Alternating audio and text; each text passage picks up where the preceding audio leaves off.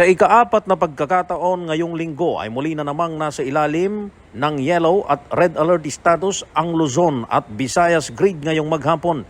Itong abisong inilabas ng National Grid Corporation of the Philippines o NGCP kasunod ng manipis na naman at hindi na naman sapat na supply ng kuryente ngayong araw.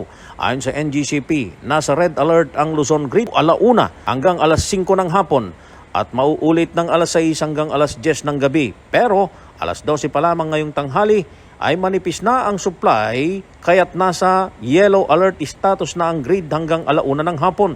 Mauulit ang mababang supply ng 5:00 ng hapon hanggang 6:00 ng gabi at 10:00 ng gabi hanggang 12:00 na ng madaling araw May 24. Sabi ng NGCP, ganito rin halos ang sitwasyon ng Visayas grid na makakaranas ng kawalan ng sapat na supply mula 2:00 hanggang 4:00 ng hapon at mauulit ng 6:00 hanggang 7:00 ng gabi. Habang 12:00 pa lamang ay manipis na ang supply ng kuryente sa magkakaibang mga oras hanggang 10:00 ng gabi.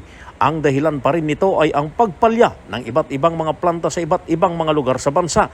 Ang yellow at red alert status sa power grid ay isang abiso na nagsasabing hindi sapat at kulang ang supply ng kuryente.